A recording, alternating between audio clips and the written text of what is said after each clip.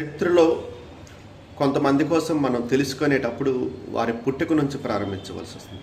ఎవరైనా ఒక జీవిత చరిత్రను తెలుసుకునేటప్పుడు, వారి జీవితంలో జరిగినటువంటి కొన్ని ఘట్టాల గురించి తెలుసుకునేటప్పుడు, ఈ దేశ చరిత్ర గురించి మనం తెలుసుకునేటప్పుడు వారి యొక్క పుట్టుక నుంచి, ఆ మహనీయుల యొక్క పెరిగినటువంటి ప్రాంతం నుంచి తెలుసుకోవాల్సి వస్తుంది. కానీ కొంతమంది జీవితాలు, కొంతమంది మహనీయులు, వీరులు ఎవరైతే ఉన్నారో వారు చేసినటువంటి త్యాగం, వారు చేసినటువంటి బలిదానం కారణంగా వారి మరణం నుంచి చరిత్ర గురించి తెలుసుకోవాల్సి వస్తుంది. అందులో ఒకటైనటువంటి డాక్టర్ శ్యామప్రసాద్ ముఖర్జీ గారు. మనందరికీ తెలుసు, భారతీయ జనతా పార్టీ మూల పార్టీ అయినటువంటి జనసంఘ్ యొక్క వ్యవస్థాపకులు డాక్టర్ శ్యామప్రసాద్ ముఖర్జీ గారు.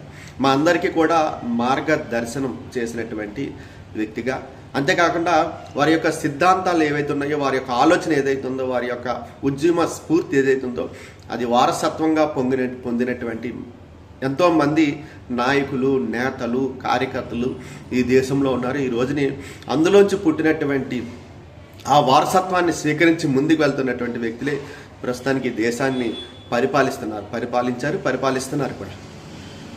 ఎందుకని డాక్టర్ శ్యామప్రసాద్ ముఖర్జీ గారి యొక్క మరణం నుంచి మనం ఈ విషయాలు మాట్లాడుకోవాలి అంటే 23 జూను 1953 వారు బలిదానం కావించబడినటువంటి రోజు. ఆ రోజు వారు బలిదానం కాబడిన తర్వాత జరిగినటువంటి పరిణామాలు, అలా జరగడానికి కారణాలు తెలుసుకుంటే చాలా ఎక్కువ మనం మాట్లాడుకోవాల్సి ఉంటుంది. డాక్టర్ శ్యామప్రసాద్ ముఖర్జీ గారు ఆ రోజున ఏదైతే జమ్మూ కాశ్మీర్కి పర్మిట్ కావాలి, పర్మిట్ లేకుండా ఆ ప్రాంతంలో అడుగు పెట్టడానికి కూడా వీలు లేదు అనేటువంటి ఆలోచన చేసినటువంటి ప్రభుత్వ నిర్ణయం, ఏదైతే నెహ్రూ యొక్క నిర్ణయాన్ని వ్యతిరేకిస్తూ ఆ ప్రాంతంకి వెళ్ళినటువంటి డాక్టర్ శ్యామప్రసాద్ ముఖర్జీ గారిని అన్యాయంగా అరెస్ట్ చేసి సుమారుగా 43 రోజులు నిర్బంధించి ఏ విధమైన వసతులు లేనటువంటి ఒక దూర ప్రాంతంలో ఉన్నటువంటి భవనంలో ఉంచి అనుమానాస్పదంగా వారు గుండెపోటు వచ్చి మరణించారని ప్రకటించినప్పటికీ కూడా అనుమానాస్పదమైనటువంటి ఆ యొక్క మృతి, ఆ యొక్క ప్రాణత్యాగం మనకి డాక్టర్ శ్యామప్రసాద్ ముఖర్జీ గారి గురించి మనం తెలుసుకునేటప్పుడు మనకి బాగా వినిపించేటువంటి ఒక గొప్ప నినాదం, ఏక్ దేశ్ మే దో విధాన్, దో ప్రధాన్, దో నిషాన్, నహీ చలేగా. ఒక దేశంలో 2 రాజ్యాంగాలు, 2 ప్రధానులు, 2 జెండాలు చెల్లవు అనేటువంటి నినాదంతో వారు ఈ దేశాన్ని మేల్కొలిపినటువంటి తీరు ఏదైతే ఉందో, ఈ యొక్క అంశం మనకు తెలిసిపోతుంది. ఈ దేశాన్ని ఏకత్వం వైపు నడిపించడానికి వారు చేసినటువంటి త్యాగం, ప్రాణ త్యాగం ఏదైతే ఉందో, బలిదానం ఏదైతే ఉందో అది ఎంత పవిత్రమైందో. వారు చేసినటువంటి ఆ త్యాగం మూలంగా, వారు చూపినటువంటి ఆ మార్గదర్శనం మూలంగా, వారు ఇచ్చినటువంటి ఆ వారసత్వం మూలంగా ఆ రోజున పర్మిట్ క్యాన్సిల్ అయింది. జమ్మూ కాశ్మీర్ భారత్లో ఒక భాగం అనేటువంటి గట్టి నిర్ణయం తీసుకోబడింది. ఆ తర్వాత 1965 2 ప్రధానులు అనేటువంటి అంశం, తర్వాత 2019 370 ఆర్టికల్ రద్దు చేయబడం మూలంగా జమ్మూ కాశ్మీర్ ప్రాంతాన్ని భారత్లో పూర్తిగా మనం కలుపుకోవడం జరిగింది.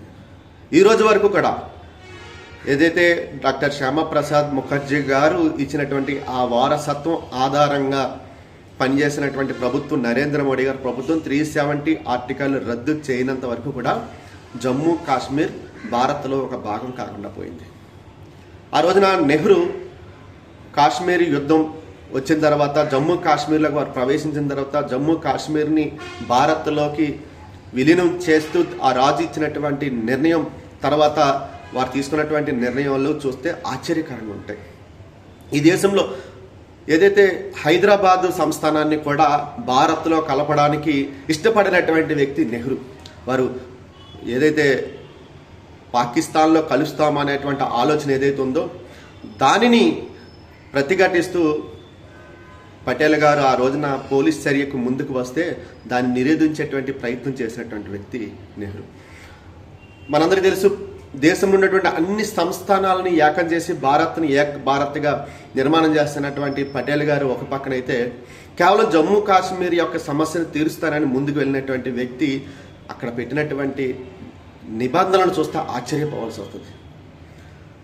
అక్కడ దేశంలో కలపాలనేటువంటి ఆలోచన కన్నా దీన్ని జటిలమైనటువంటి ప్రాంతంగా మార్చాలనేటువంటి ఆలోచన ఐక్యరాజ్య సమితి వరకు తీసుకెళ్లేటువంటి ఆలోచన చేసినటువంటి నెహ్రూ ఆలోచనలు చూస్తే చాలా భయంకరంగా, ఈ దేశంపై ఈ దేశం ఎంతో ఇచ్చింది కుటుంబానికి కానీ వారికి కానీ, వారి ఈ స్వాతంత్ర్యం యొక్క ఫలాల అన్నింటినీ కూడా మా కుటుంబమే అనుభవించాలి అని అనుకుంటూనే ఇంకో పక్కన పాకిస్తాన్ని సంతృప్తి పరిచేటువంటి ఆలోచన, ఒక మతతత్వ సంతృప్తిష్టీకరణ ఆలోచనలతోటి ఆ రోజు నెహ్రూ పనిచేసేటువంటి విధానాన్ని వ్యతిరేకించి కొంతమంది మంత్రులు బయటికి రావడం జరిగింది. ఆ రోజున వీరెవరు కాంగ్రెస్ పార్టీ కాదు, మనందరికీ తెలుసు కాంగ్రెస్ పార్టీ ఎన్నికల ద్వారా ఏర్పడినటువంటి ప్రభుత్వం కాదు.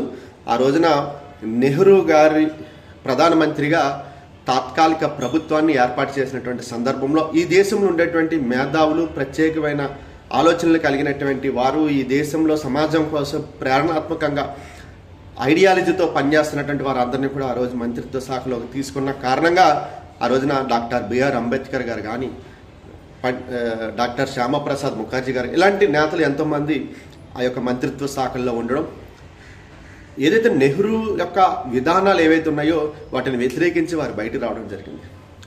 డాక్టర్ బిఆర్ అంబేద్కర్ గారు కూడా బయటకు వచ్చారు. అయితే డాక్టర్ శ్యామప్రసాద్ ముఖర్జీ గారు ఏ అంశాల మీద బయటకు వచ్చారు, ఏ అంశాల మీద నెహ్రూ యొక్క ఆలోచనలు విధానాలను వ్యతిరేకించారంటే, ఈ దేశం 2 భాగాలుగా చేసినటువంటి విధానం, దేశ విభజన అనేది మర్చిపోయినటువంటి అతిపెద్ద, ఈ ప్రపంచంలో అతిపెద్ద మారణ హోమం ఏదైనా ఉందంటే, మానవ హింస ఏదైనా ఉందంటే అది దేశ విభజన. పాకిస్తాన్ ఏర్పడిన తర్వాత పాకిస్తాన్లో ఉన్నటువంటి హిందూ సమాజం ఎవరైతే ఉందో వారిపై జరిగినట్టు సుమారు 3.5 లక్షల మంది యొక్క రక్తం తడిసి వారి యొక్క ప్రాణాలు గాల్లో కడిసిపోయేటువంటి సమయంలో అతి పెద్ద హింస, మహిళలకు రక్షణ లేదు, యువతకు రక్షణ లేదు, పిల్లలకు కూడా రక్షణ లేదు, ఆస్తులకు రక్షణ లేదు, బలవంతపు మత మార్పిడులు జరుగుతున్నటువంటి ఆ సమయంలో నెహ్రూ దాని మీద ఆలోచన చేయకుండా, దానిని నిర్బంధించి ఎదుర్కొనేటువంటి ప్రయత్నం చేయకుండా ఆ రోజున తీసుకున్నటువంటి దేశ విభజన నిర్ణయాన్ని, అలాగే దేశ విభజన నిర్ణయం అయిపోయిన తర్వాత జమ్మూ కాశ్మీర్కి ప్రత్యేక హోదా ఇవ్వాలి, ప్రత్యేక ప్రతిపత్తి ఇవ్వాలి అనేటువంటి నెహ్రూ యొక్క ఆలోచన, ఈ దేశంలో ఒక భాగమైనటువంటి, ఈ దేశంలో అంతర్భాగమైనటువంటి జమ్మూ కాశ్మీర్ వెళ్ళాలంటే ప్రత్యేకమైన పర్మిట్ తీసుకోవాలనేటువంటి పెట్టినటువంటి నిబంధన, అలాగే జమ్మూ కాశ్మీర్కి ప్రత్యేకమైన ఒక ప్రధానమంత్రి ఉండాలనేటువంటి నిబంధన, జమ్మూ కాశ్మీర్కి ఈ భారతదేశంలో ఉన్నటువంటి రాజ్యాంగాలు చెల్లవు, ఇక్కడ ఉండేటువంటి చట్టాలు చెల్లవు అని ఆలోచనతో అక్కడ ఒక ప్రత్యేకమైన రాజ్యాంగాన్ని ఏర్పాటు చేసేటువంటి ఆలోచన, భారత జెండా కాకుండా అక్కడ ప్రత్యేకమైన ఒక జెండాను ఏర్పాటు చేసేటువంటి ఆలోచన, ఈ ఏదైతే నెహ్రూ తీసుకున్నటువంటి నిర్ణయం ఏదైతే ఉందో 370 ఆర్టికల్ నిర్ణయం ఏదైతే ఉందో దాన్ని వ్యతిరేకిస్తూ తీసుకున్నటువంటి నిర్ణయం.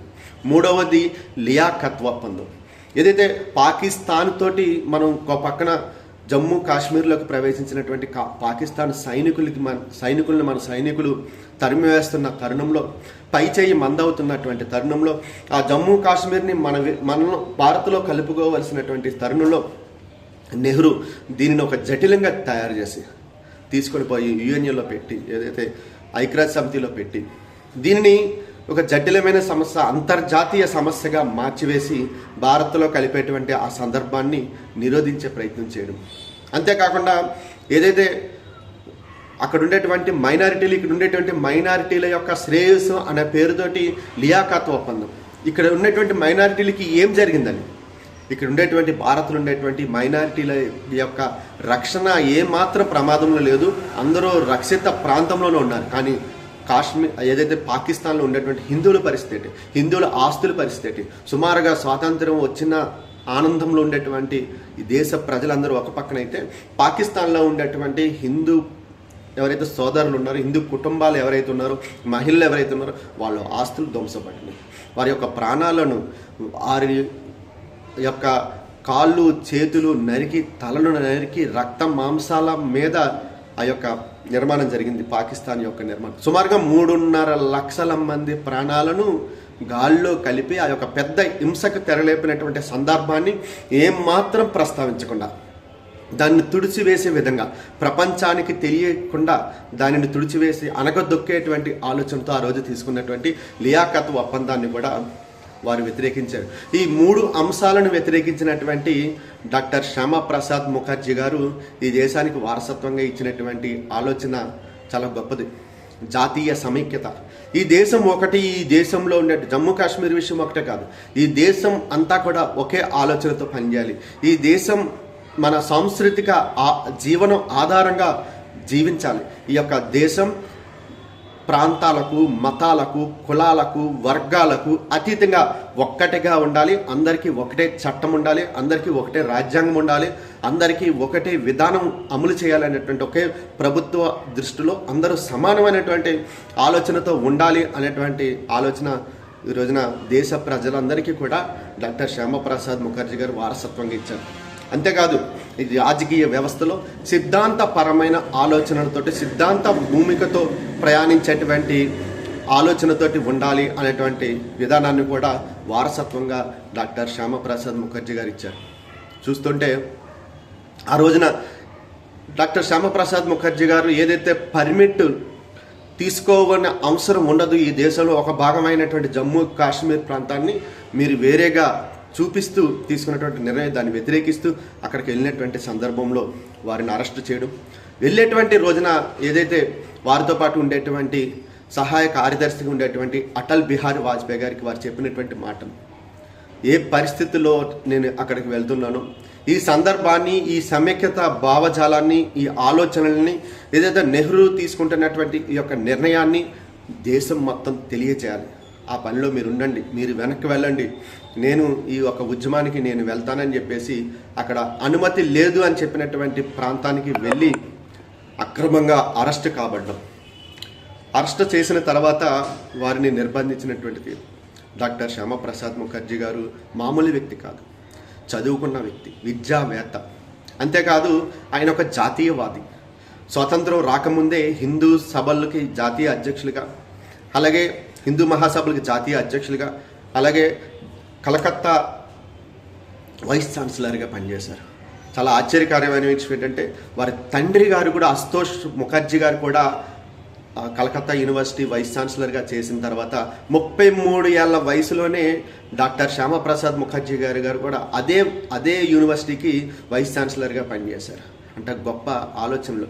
అతను వారు చదువుకున్నటువంటి చదువులు కానీ అత్యంత ప్రతిభ కలిగినటువంటి వ్యక్తిగా, ఒక సిద్ధాంతకర్తగా, ఒక జాతీయవాదిగా, ఒక విద్యావేత్తగా, ఒక పారిశ్రామికీకరణ రూపకర్తగా, ఒక నూతన పారిశ్రామిక విధాన రూపకర్తగా, ఒక దేశభక్తుడిగా గొప్ప ఆలోచనలు కలిగినటువంటి డాక్టర్ శ్యామప్రసాద్ ముఖర్జీ గారి యొక్క ప్రాణం ఆ రోజున నెహ్రూ ప్రభుత్వానికి కానీ అప్పటి ప్రభుత్వానికి కానీ ఎలా తోచిందో ఒకసారి ఆలోచన చేయండి. వారిని అడిగేటువంటి గొంతు మోగపోవాలనేటువంటి ఆలోచన, అంధకారంలో ఉన్నటువంటి సమాజానికి వెలుగులు ఇవ్వాలనేటువంటి ఆలోచన, ఈ సమాజం, ఈ దేశం మరొకసారి బానిస దేశంగా మారకూడదు అనేటువంటి ఆలోచన, ఈ దేశంపై దండెత్తేటువంటి వ్యక్తులకి భయం కలిగే విధంగా ఈ దేశం సంఘటితంగా నడిపించేటువంటి ఆలోచనకి వ్యతిరేకంగా వారిని మన నుంచి దూరం చేసినటువంటి సందర్భం.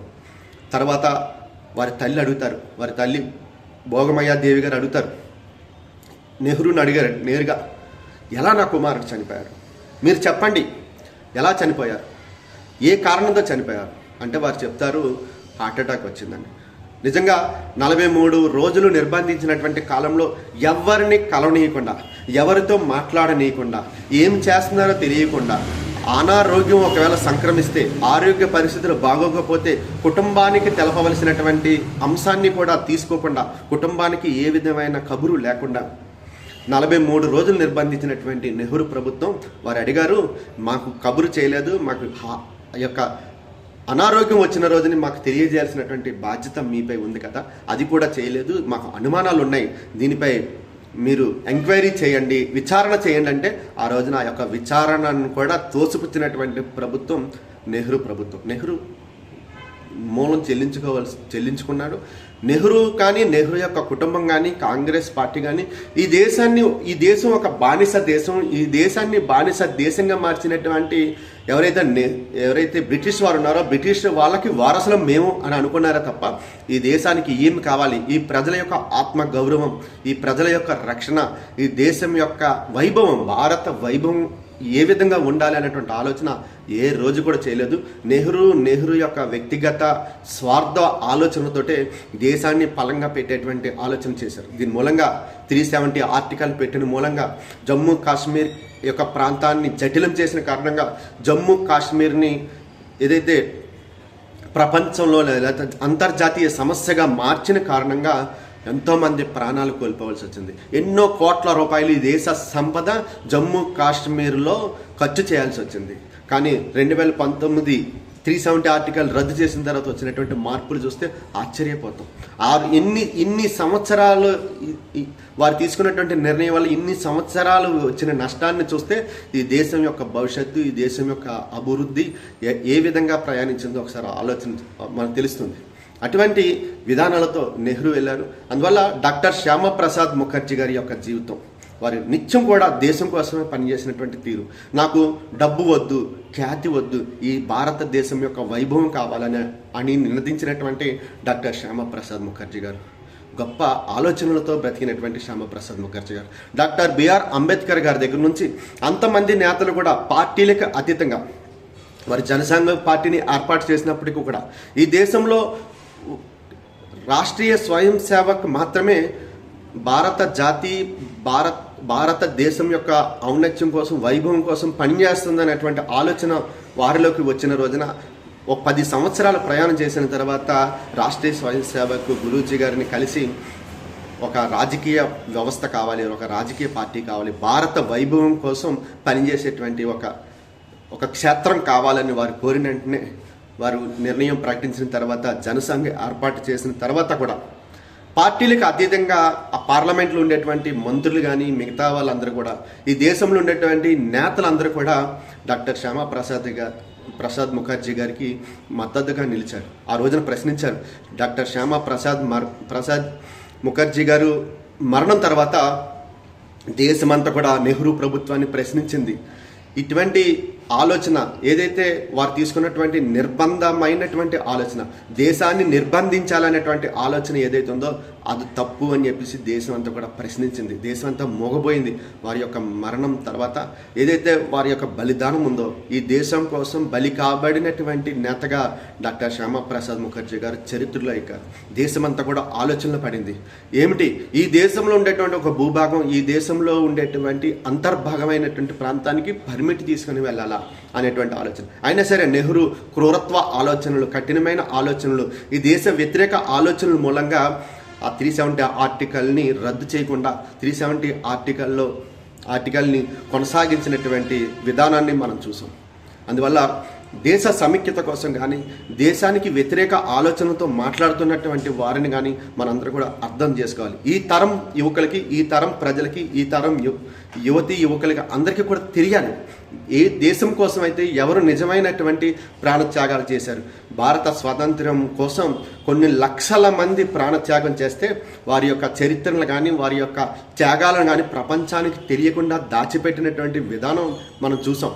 దేశం స్వాతంత్ర్యం వచ్చిన తర్వాత కూడా ఒక పక్కన స్వాతంత్ర్యం యొక్క ఉత్సవాలు జరుగుతున్నటువంటి అదే సమయంలో కొన్ని లక్షల మంది ప్రాణాలు గాల్లో కలిసిపోయి వారి యొక్క రక్త మాంసాలతో నిండినటువంటి రైళ్లు మన భారతదేశానికి రావడం మనం చూసాం. దేశం స్వాతంత్ర్యం వచ్చిన తర్వాత ఈ దేశాన్ని పాలిస్తున్నటువంటి వ్యక్తుల మూలంగా, వారి యొక్క స్వార్థ ఆలోచనల మూలంగా మళ్ళీ దేశం సంఘటితంగా ఉండాలి, దేశం వైభవంగా ముందుకు వెళ్ళాలనే ఆలోచనతో కూడా ప్రాణత్యాగాలు చేసినటువంటి వ్యక్తులను కూడా మనం చూడాల్సి వచ్చింది. దానికి ప్రారంభం డాక్టర్ శ్యామప్రసాద్ ముఖర్జీ గారు. అందువల్ల వారి ఆశయాలు, వారు ఏదైతే వారసత్వం ఇచ్చారో, ఏ ఆశయం కోసం అయితే వారు జీవించారో, మరణించారో ఆ ఆశయాన్ని ముందుకు తీసుకువెళ్దాం. ఏదైతే వారు ఇచ్చినటువంటి వారసత్వం ఏదైతే ఉందో, జాతీయ సమైక్యత, ఏదైతే కల్చరల్ నేషనలిజం, ఏదైతే సాంస్కృతిక జీవన విధానానికి సంబంధించినటువంటి జాతీయవాదం ఏదైతే ఉందో దాన్ని ముందుకు తీసుకెళ్తాం. సిద్ధాంతపరమైన, సైద్ధాంతిక పరమైనటువంటి రాజకీయ విధానాలతో మనందరం కూడా ముందుకు వెళ్దామని చెప్పి పిలిపిస్తున్నాను.